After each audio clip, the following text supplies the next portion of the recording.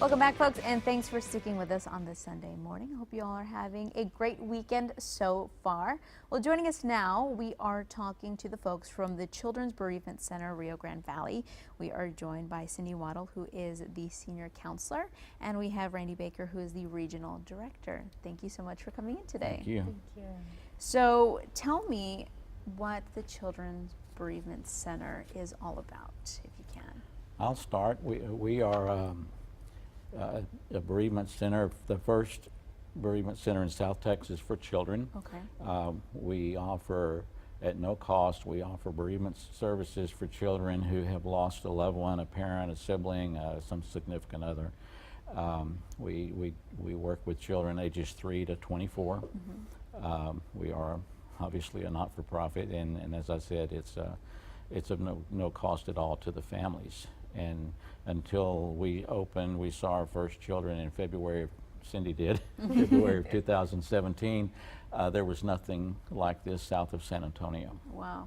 And for, in two years ago when you first opened, I imagine that, there was a need to have something like this down here.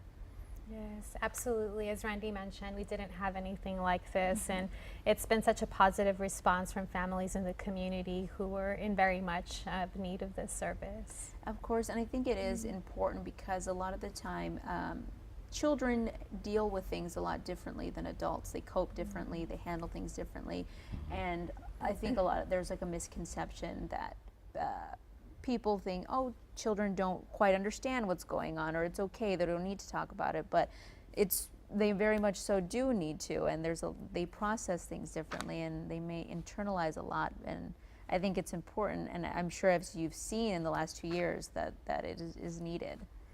Absolutely, and children are often referred to as the forgotten grievers because they grieve intermittently, and so they might be sad one moment and then running around and playing the next moment, and so as adults we might think that they're doing okay when in reality they're not, and so being able to offer this service is great. Yeah. There's a saying, if a child is old enough to love, they're old enough to grieve. Of course, yeah, most definitely. And so for 2 years you all have been open, and so what have you or almost just about 2 years, how have you seen the center kind of grow or kind of in any way grow, I guess?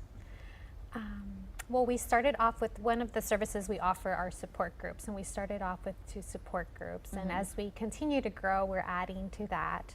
We're adding to the services and the families that we're reaching out to. And even with the families that we have serviced, they've been a great word of mouth for us because they are able to share with other people that they know in their own personal experience who might also benefit, and so they're a testament to the benefits of receiving the services. And we don't just provide services to that child, we're firm believers that the entire family should receive that support because the loss impacts the entire family, and so we're really big believers in that. Of course. From February to December, we had what we call 245 unduplicated services, which means that you don't count them twice. That's so 245 new people just in 11 months, and this year we've surpassed that. So by the end of this year we'll probably exceed 500, which just validates that this need is here in the valley, and we just need to get the word out valley-wide that we're there. Of course, and as far as offering any of these services, do you guys go to schools, or how do you make yourself kind of known to the community? Of course, we want to do that as well and let the folks know that there is this center for children, for the families that are suffering through a loss. So how do you guys kind of talk or let the word be spread? Yeah, so one of our initiatives is to educate the community as well, how to work with bereaved children. We have what we call the Grief Education Institute, where we provide different seminars and workshops to other mental health professionals and other individuals in the community who would like to learn more how to work with grieving children. We also go out to the various school districts in the Valley and provide these workshops for teachers, school counselors, school nurses. And in addition to that, we also work with some of the school districts in the Valley to provide support groups within the school districts to reach some of those students that maybe cannot or do not have the access or means to come and visit us at the center. And so what other services do you provide at the center? I know there's a wide variety of them, and of course you said, you know, the support groups have also grown throughout these last 2 years. So what are some of the things that people can expect to see if they do? So we offer individual counseling, family counseling. We have the peer support groups. We can also provide services to families who are anticipating the death of a loved one, which is anticipatory counseling. And we also have a really neat initiative, which is a child grief camp. And it's called our Camp Caterpillar, and this is for children who've experienced a loss, and they get to spend the night. They get to do a lot of different camp-related activities, but they also get to meet other children who've experienced a death in their family. This year we'll be having our camp coming up during the spring break, and so we're looking forward to hosting that for children as well. Of course. And have you noticed that the support groups, or speaking to other kids or that have gone, or people that have gone through similar situation, have you noticed that that kind of has a great impact on them?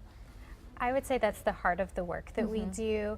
It helps normalize and validate that their experience is not, that it's normal, that what they're experiencing, other people their age have felt that way. And so what's really neat about our support groups is that they're age-based groups. And so the children are in a group with other children their age who've had a similar loss. So for example, we have a parent loss support group, and so all of the teens in the teen group have had either a mom or a dad who's died, and so they're able to relate with one another with something that sometimes they don't get when they're at school or with their peers. Of course. And something else, and it's something that you would hope, you know, that you never really have to do, but is crisis counseling. If something happened at let's say at Weslaco High School, if there was a tragedy or whatever, well, Cindy and her staff would probably be in that school the next day helping the school counselors. And an example of that is our main center in San Antonio. When the church shooting happened in Floresville, I guess a little over a year ago now, the next day all the counselors at that center were over in Floresville, and that would be the same here, because school counselors don't deal with this every day. They have other issues they deal with, and so Cindy and her staff can help them in a crisis situation. Definitely. Well, this is important work that you all are doing, and for 2 years, I'm glad that you guys have decided to come down here to South Texas and to lend lend a helping hand and an open ear, and to kind of provide this place for children and their families to kind of go when they need somebody or need something to kind of talk about. So I thank you both so much for coming in today. I greatly appreciate it so much, and I hope you all great success with the further of your center. Thank you for having us. Thank you. All right, folks. Well, thank you so much for joining us this Sunday morning. We are going to wrap it up, but I will see you next Sunday.